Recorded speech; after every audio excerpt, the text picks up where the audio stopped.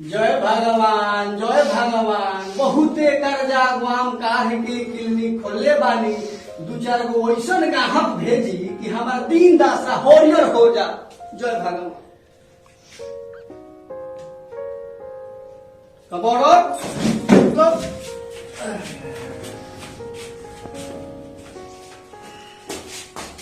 ये डॉक्टर ढोरा जी। डॉक्टर ढोरा जी नहीं, डॉक्टर ढोरा हो। कौन जी बोलो? हाँ वो है। बोलो क्या प्रॉब्लम है तुम लोगों को? एक डॉक्टर साहब शनिचरा के ना दिमाग पर लगी चढ़ गई तो कुल वैसा सुई दी कि अगर अदास हमेशा का चल जाए। पहला इंसान देखा हूँ जो ये दास आ जाने की जगह ये दास खो जाने की दवा मांग रहा है। खैर कोई बात नहीं, गांव देहात की बात है, कोई टिटभिट का सुई लगा देंगे, मेरा तो काम बन जाएगा। लग रहा है कि भगवान हम पे आज खुश है। जय भगवान। डॉक्टर साहब इसका कीमत 5000 रुपया लगेगा। पैसा की चिंता जिन करी, पैसा तो घर बोरा में कसाला। और दवा निकालो, COW वाला दवा निकालो। डॉक्टर साहब आहिदा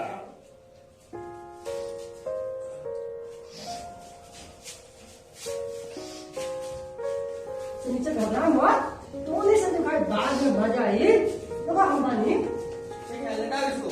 आओ सुन जा।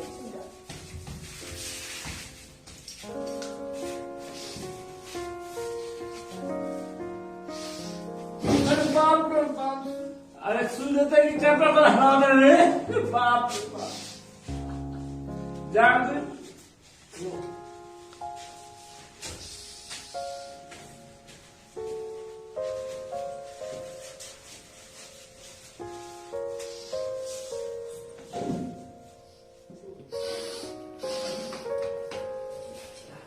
अरे बाप, अरे जाने रे बाप, आप बना से देखियो हमने शनिचर आपका तो भई भाई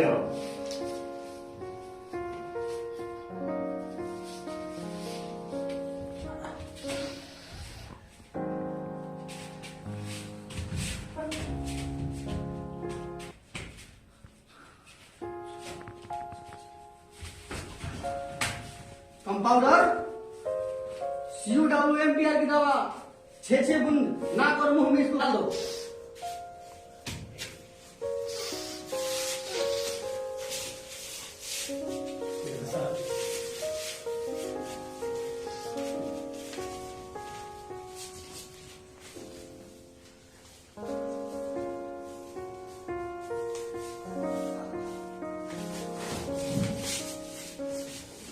का भाई जी हम शनिचरा पहले से और खराब लग रहा है।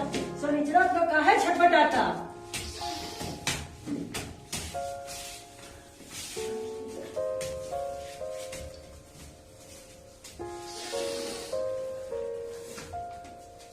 अरे पंडमरू, तूने क्या कर दिया? COWMPR की जगह DUGMPR डाल दिया। सॉरी सर, अब से ऐसा नहीं होगा। का भाई डॉक्टर साहब कोनो गड़बड़ तो नहीं खेलू? अभी शनिचरा के भी और सारी लड़के बोल खाली आधार कार्ड बनवाइले बा।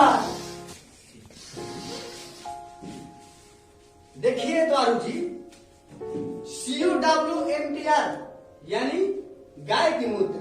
गाय की मूत्र। मैंने कंपाउंडर को गाय के मूत्र डालने के लिए बोला, अच्छा उसने DUGMPR यानी कुत्ता के मूत्र डाल दी।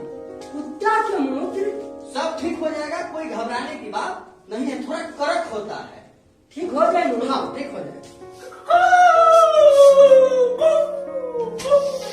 ऐसा पड़ा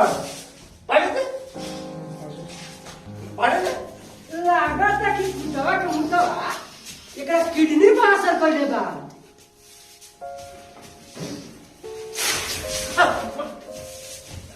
शनिचर का हो गई शनिचर? तब खड़ा खा हो जाओ। That money come around.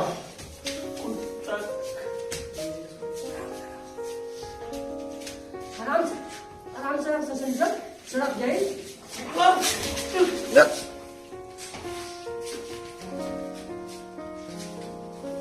चल तो संजय साहब मैं कौन? तुम कौन हो? इंडिया के स्कूल का हुआ चुनाव को ही अब लागो तो हम भयो पगलारू का है डॉक्टर साहब सब ठीक हो जाएगा, चिंता की बात नहीं है। तुम मेरा फीस दो 5,000 रुपया। फीस तू तो 10,000 रुपया वही जल्दी हम रखना करना जी कौन बढ़िया अस्पताल में दिखाई न तो इंस्पेक्टर तिलंगी तिवारी की चिन्ह लूं हम अब वही फोन लगाओ तानी जल्दी दी में तो साला मैं तो थारा झोला छाप डॉक्टर, मेरा लाइसेंस भी नहीं है।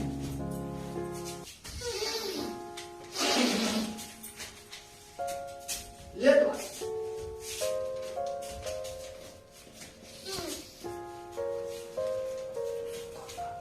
200 रुपया वही में कम 200 रुपया जल्दी दो वो भैया 200 रुपया मेहरारू खाते लेके सब चीज किने के वो बाद सब हम नहीं कि यहाँ हम भाई पकड़ा देवे और कहते कि 200 रुपया जल्दी दो 1 2 3 4 5 6 चल भैया रहुआ तो ऐसा ग्राहक भेटनी कि हमार काम रहुआ तमाम कर देनी। खैर कोनो बात ना, रहुआ काम हम तमाम कर देतनी। चलो फिर दूसर कोई काम देखल जाई। हमारे का होई तो हरो काम सोचिए ले बनी आवा। एक तो क्लिनिक बंद हो गई, कहता कि हमार का